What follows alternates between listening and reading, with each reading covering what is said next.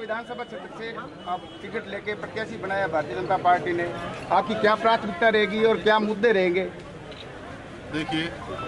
नोखा को 70 वर्षों से एक सेवक की कार्यकर्ता की आस थी और ये नोखा की 36 बिरादरी के परिवार ने 15 सालों के संघर्ष में पिछली बार इस कार्यकर्ता पर जो विश्वास जताया, भले ही राजस्थान में हमारी सरकार ना बनी हो, थोड़े से अंतर से हम सरकार से दूर रह गए हो,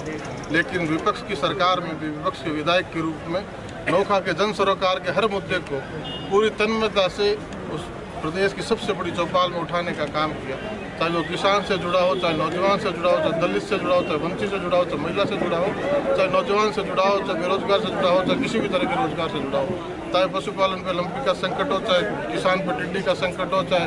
इस पे कोरोना का संकट मानवता पे हो, इन सारी समस्याओं में पिछले 5 वर्षों में इन सब महानुभावों के साथ जिनके आशीर्वाद से 36 बिरादरी के आशीर्वाद से विधानसभा में जाने का अवसर रहा, तो नोखा की आवाज़ को बुलंद करने का कोई भी मंच, कोई भी मौका हमने नहीं छोड़ा। और आज 5 वर्षों बाद जब वापस से दुनिया की सबसे बड़ी पार्टी ने, जिस पार्टी की केंद्र में भी सरकार है, यशस्वी नेतृत्व नरेंद्र भाई मोदी के रूप में हमारे पास है, उन सब ने, केंद्रीय नेतृत्व ने, प्रदेश नेतृत्व ने जब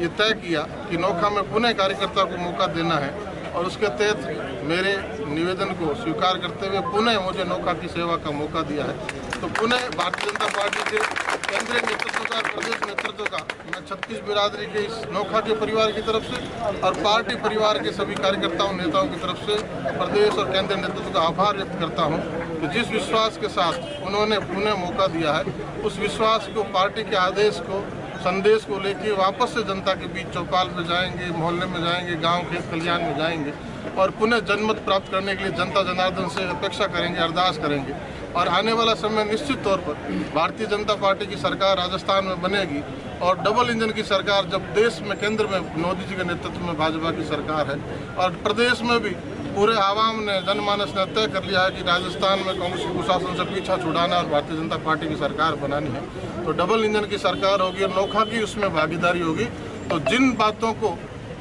हम विपक्ष में होते हुए भी बहुत से जन सरोकार के मुद्दों को जो 70 वर्षों से लटके थे, उनको पूरा करने में, शुरू करने में, अमली जामा पहनाने में हम कामयाब रहे हैं, तो निश्चित तौर से हमारी जब डबल इंजन की सरकार होगी, केंद्र का भी सपोर्ट होगा, नोखा की भागीदारी होगी, राजस्थान में भाजपा की सरकार होगी, तो हम हमारी गति को 5 गुना गति से हमारे विकास के आयामों को छू पाएंगे और नोखा के लिए,